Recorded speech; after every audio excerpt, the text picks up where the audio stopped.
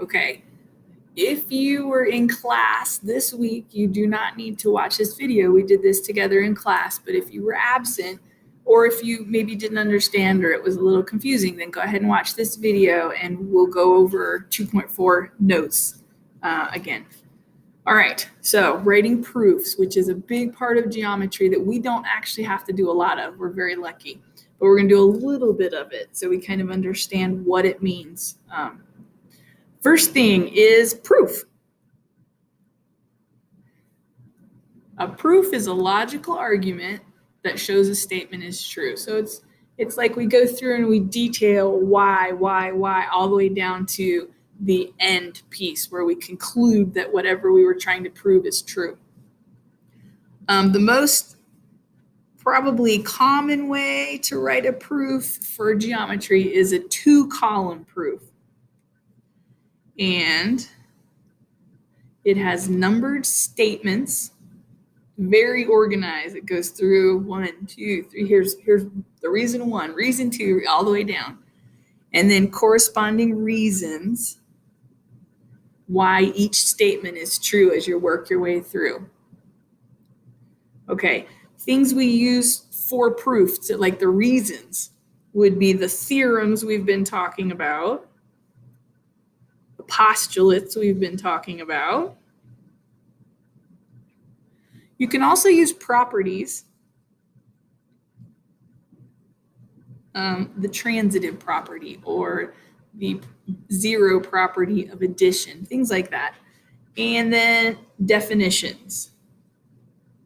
So these things are accepted as reasonable ways to prove a step in your 2-column proof. When we write a proof, we always start with the given information. So that's like your first thing right off the bat. List it and you say it's given. That's your reason for it. The last statement is always the prove statement. Oops, I spelled that wrong. Prove statement. So you want to sum it up and say, the thing I was set out to prove, here it is. Boom. It's done. I've proven it now. So it's like you wrap it up, you conclude it. Okay, a postulate. A couple of people have asked me about this. What's the difference in a postulate and a theorem? Postulate is a statement that we assume is true without a proof. So a point is on a line. Well, we assume that there's a point on a line. Things like that we don't actually sit and write a proof out for it because it's clearly true and we all have agreed that it's true. A theorem, a little bit different. It's true, and we could write a proof for it to go through and explain exactly why it's true. So it's not just accepted, it's more that we've proven it and we've thought about it a little bit. Okay, so let's try a 2-column proof. This one says, here, they always do this. They give you their given information, and then the thing that you need to prove is clearly stated. And then we set up these 2 different columns. One column is the statements, one is the reasons. Notice they're numbered, so we put them together. Statement 1, and then the reason that statement 1 works. Statement 2, and the reason statement 2 works, and you go through like that. I've pre-filled a couple things in here to try to walk us through and give you an idea of how it works. So we already here and here, we need to state the given material, and that always comes first. They gave us 2 different pieces. First one says A is parallel to B, so we put that in our proof. That becomes our first statement. And the reason it's okay to bank on it or to use it is because it was given to us to start. And we'll do that also with C is parallel to D. And it's okay for us to assume that or go with that because it was given. We don't have to provide any other reason for that one. Then we move on. So what they've said is that this line is parallel. So I'm going to make a little arrowhead on that. This one's parallel to this one. That's a terrible looking arrowhead. And then these guys are parallel also. So we've got all kinds of those cool relationships between angles. The next step says angle 2 is congruent to angle 14, and there's no reason. So we need to figure out why this is okay. What can we use to prove that it is valid? Here's angle 2 right here.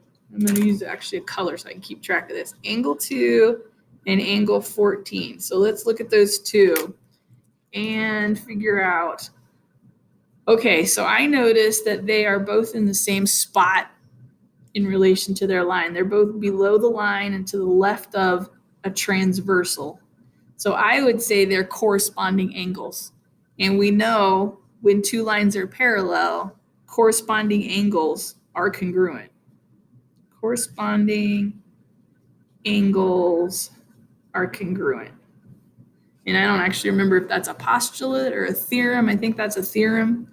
But we're going to put that much information on there. Corresponding angles are congruent. So this is valid. We can say those two are congruent because corresponding angles are congruent.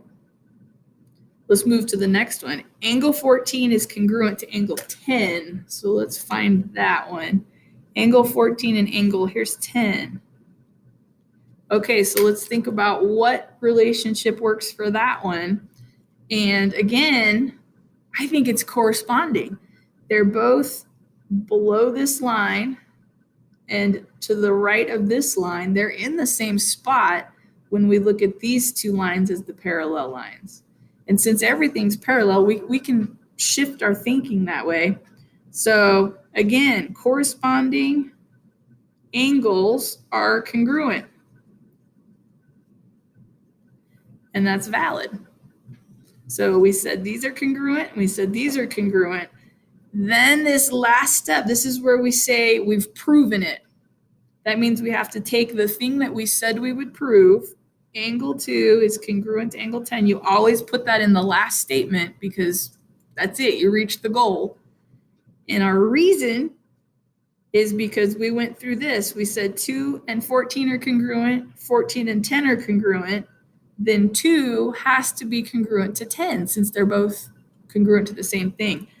There are two different reasons you could pick for that. One is the transitive property. And remember, transitive property, I'll write it down here, is the one that says if A equals B and B equals C, then A equals C. Behind the picture there. Okay, that's transitive. And that's true. We did that. 2 is to 14 and 14 is to 10. So 2 is congruent to 10. The other thing you could do is just say substitution. And that might make more sense to you to just say, I just substituted one of the things in for the other one. So I'll leave that up to you. You can pick one of those two properties.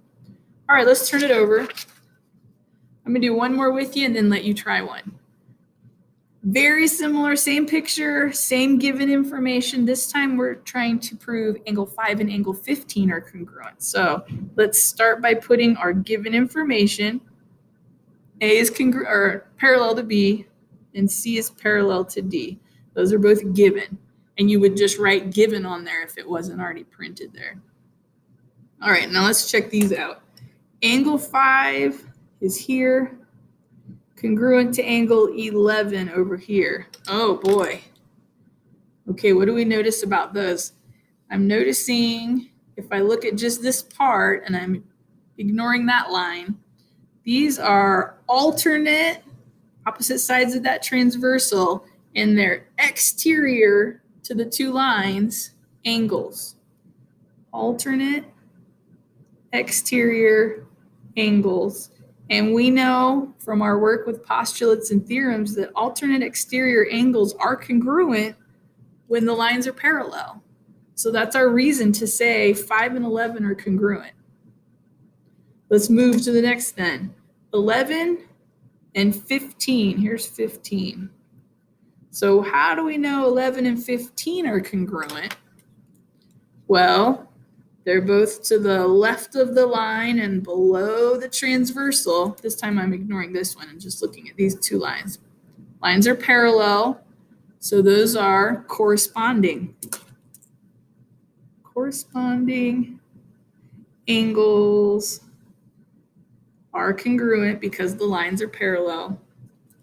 So that's valid. All right, let's wrap it up then. We just proved angle 5 is congruent to angle 15. And we did it by saying 5 is congruent to 11, 11 is congruent to 15. Therefore, 5 and 15 must be congruent. So again, you could pick transitive, or you could say substitution. Okay, I'm going to pause. I want you to pause the video and try this last one, and then come back and we'll check it together. All right, let's see if you got it. First of all, given, didn't change. We're just using that same picture.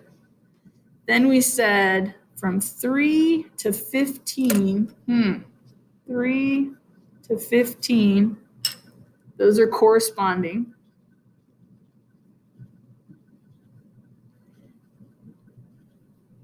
Corresponding angles are congruent. And then we went from 15 to 9. He's here, 15 to 9. Okay, and I'm noticing if I block this off, and these are my two parallel lines with the transversal, then 15 and 9 are both interior, and they are alternate sides of the transversal. So alternate interior angles are congruent. And those are both valid reasons. So we just said if 3 is equal to 15, 15 is congruent to 9, then 3 is congruent to 9. And that's what we were proving. 3 is congruent to 9. And either that was transitive or that was substitution. Your choice. Okay, that is 2-4 writing proofs. That's the part we're going to cover. You guys have an assignment you can print out if you're at home and work on that. And I will see you in class next time. Give me an email if you have questions.